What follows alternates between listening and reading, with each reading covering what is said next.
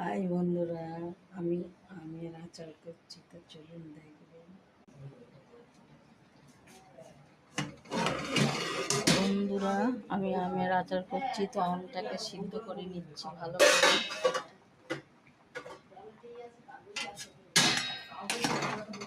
দেখুন বন্ধুরা, আমি ছোট ছোট টুকরো করে আম কেটে নিয়েছি। এখানে 5 কেজিরও বেশি আম আছে।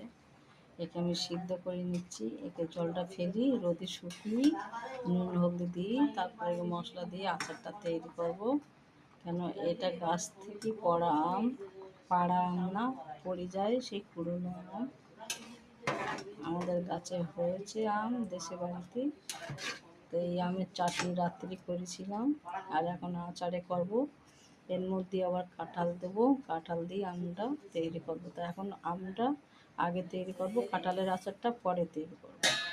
তো বন্ধুরা সাথে থাকুন, আর এইভাবে আমি শুকুতে দিচ্ছি রোদি, দেখতে থাকুন।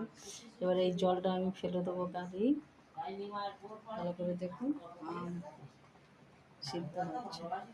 হাই বন্ধুরা, তো গাছের থেকে আম পড়া আম, তো ওগুলো আমরা ভালো করে ধুয়ে নিয়েছি। ছোটো ছোটো টুকরো করে কেটে নিয়েছি। ওকে আমি সিদ্ধ করে নিয়েছি, জল ঝরিয়ে নিয়েছি সিদ্ধ করি।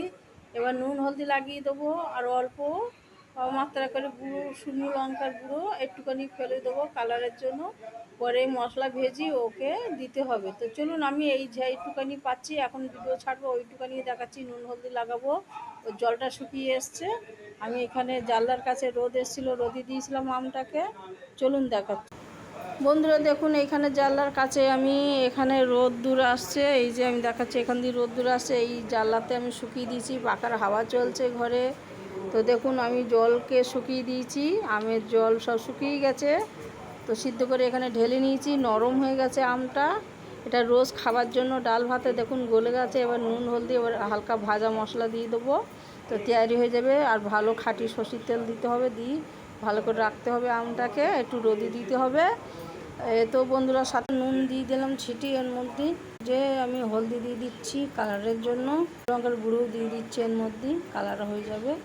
বন্ধুরা এখন আমি সরষের তেল দিচ্ছি না, এটা দিয়ে আর একটু শুকাবো। এই যে আমি নুন হলদি দিলাম, এইগুলো দিয়ে আর একটু শুকিয়ে নেবো। নেওয়ার পরে তখন আমি তেল দিই, মশলা দিয়ে একবারে মেখে বয়ামের মধ্যে, কাচের বয়াম হোক চাই প্লাস্টিকের বয়াম হোক, ডিব্বা হোক, ওর মধ্যে রেখে দেবো আর রোজ রোদে দেবো।